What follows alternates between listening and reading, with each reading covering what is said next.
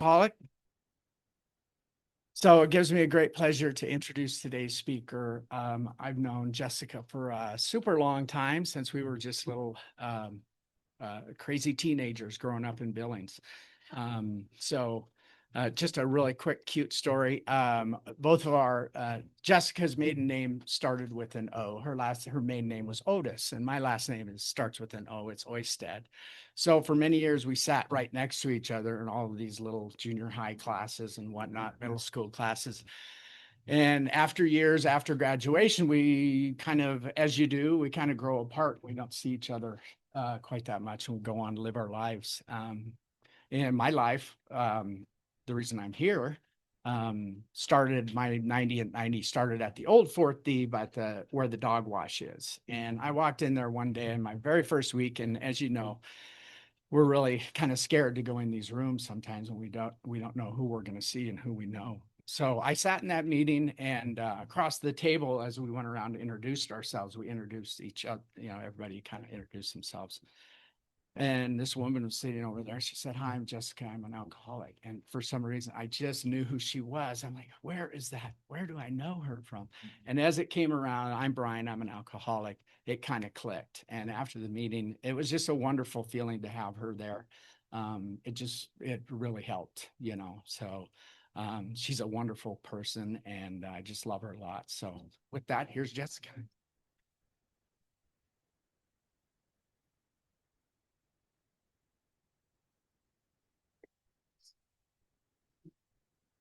Short notice, by the way.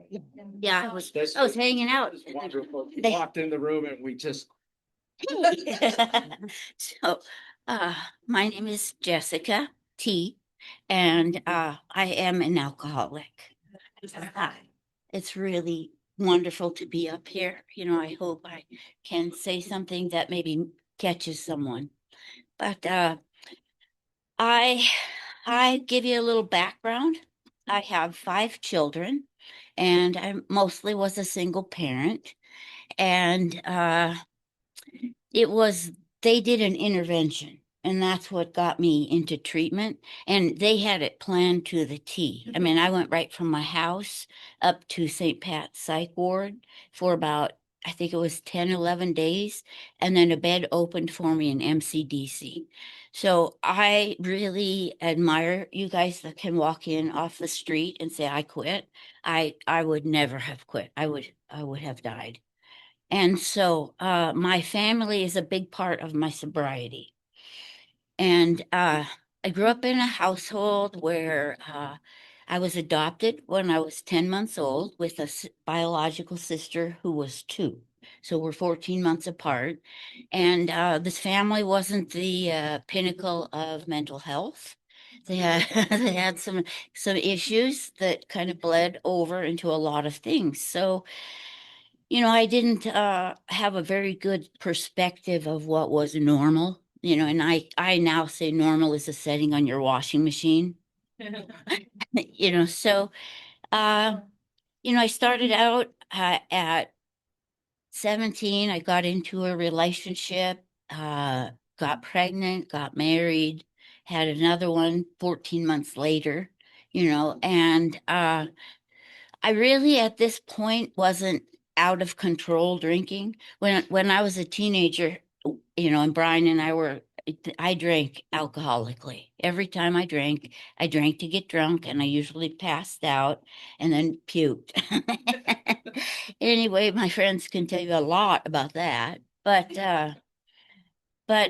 so then, I kind of jumped from relationship to relationship and was totally oblivious to the fact that they all were similar and that they were abusive relationships.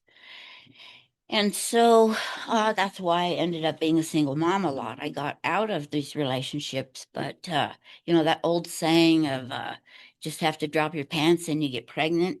That was me. That was me. And so a few kids later, a few relationships later, I just thank God for my children doing an intervention for me, because I had become basically agoraphobic. I was afraid to leave my house. I became even afraid to leave my bedroom.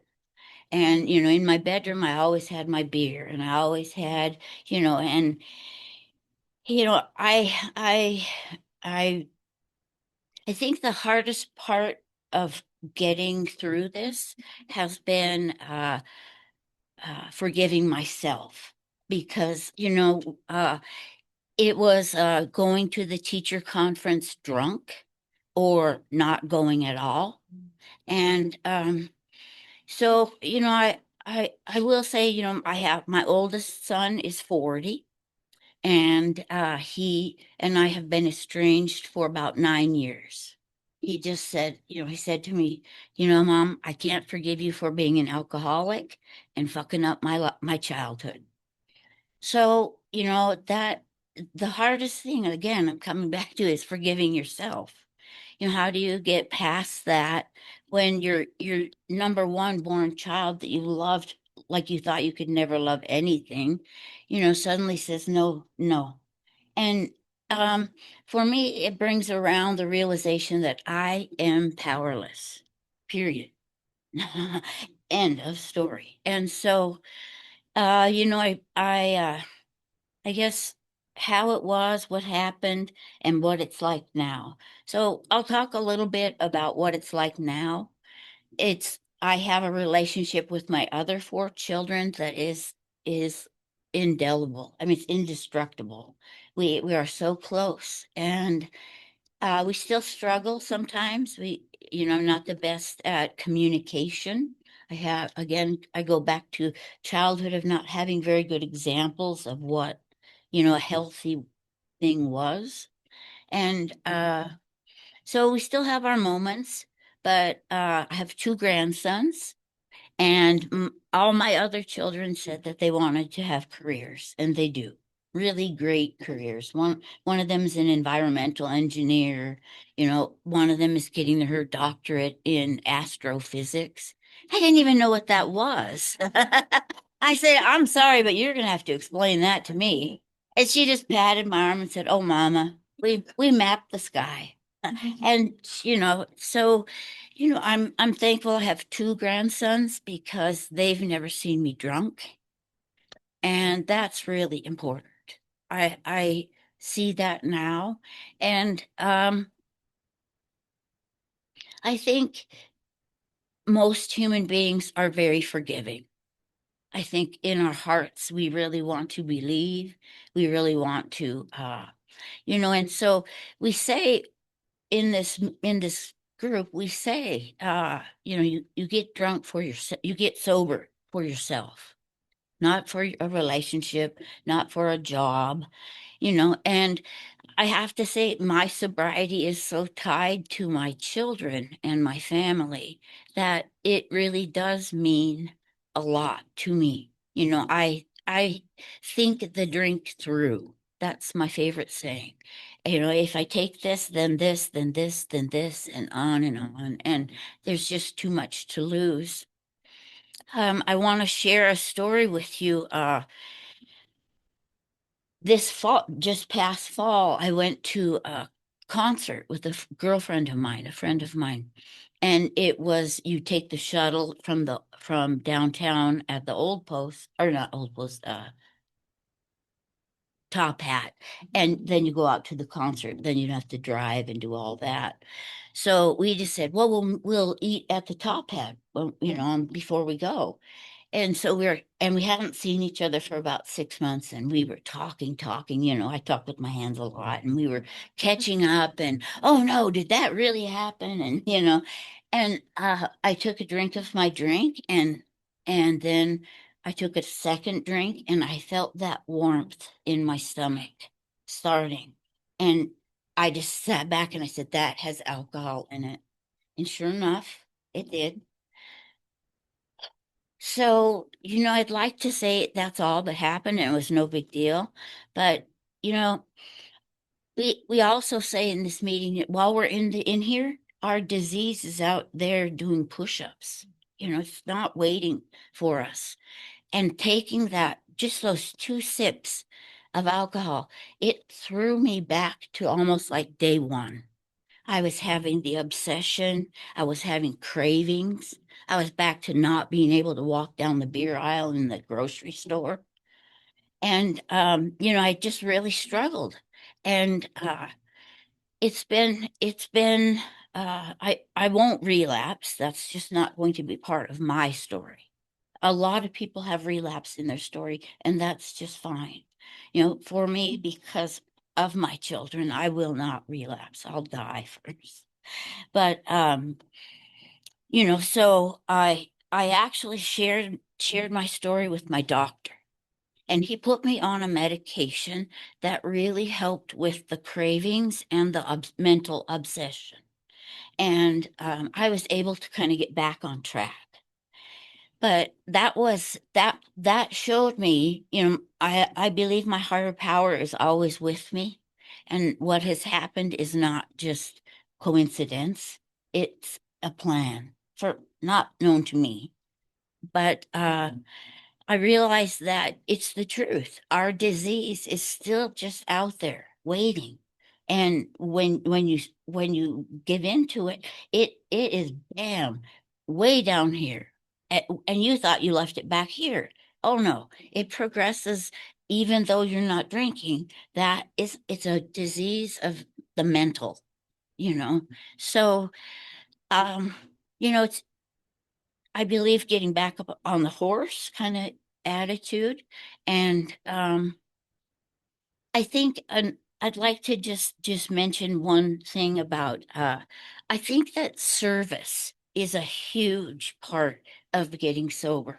Feeling that joy of doing something for others without expecting anything in return. Expectations for me are very hard, and I'm also very black and white. It's either all good or it's either all bad. And those thousands of shades of gray, I'm getting more familiar with them. But it's just a process. And I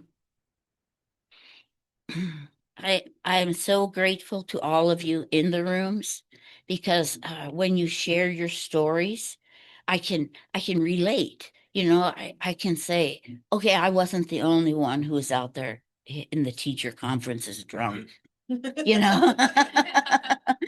And then then I can start kind of lightening up on myself a little bit. And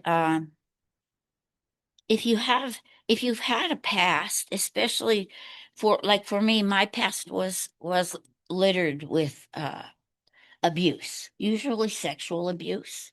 And those things really change perspective. And I became, not you, I became very afraid. I was afraid of everything. I had fear of abandonment, like you wouldn't believe, from being adopted at 10 months by these crazy people. So my fear of abandonment, and that was always something that like the men in my life used as a catch. They would say, okay, then I'm leaving. And I would crumble. No, no, no, please don't, whatever, please just stay. And I am learning that, I'm okay alone. I am. I'm okay alone. And it doesn't mean that there's not that past there. That past is always going to be there, but I don't have to live in it. And that's the glory of this program is you get a new life. You really do. And you can make connections with kids, your nieces, your nephews, your cousins, your everybody.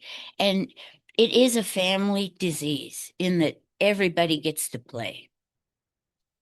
It's really sad, but it's true. And if we have alcoholic parents or dysfunctional parents, it it there's a hole right here in my chest usually. And I tried to fill it with a lot of things. I was bulimic and anorexic while I was a teenager because I didn't think I could ever be thin enough. I weighed 76 pounds and I'm as tall as I am now. And all I could see when I looked in the mirror was fat. And so it's not just alcohol that's out there waiting for you. It's shopping, it's sex, it's gambling, it's, it's all these isms. I guess that's what we say, or ick. But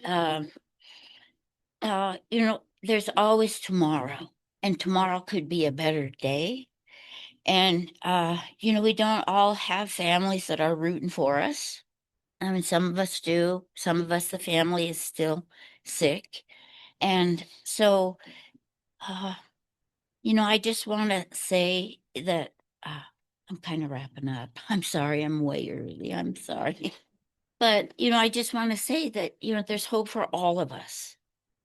There's hope for all of us. Each one of us is a miracle. Every one of you is a miracle, and I love you for that. And just keep pushing on. Thanks. Thanks.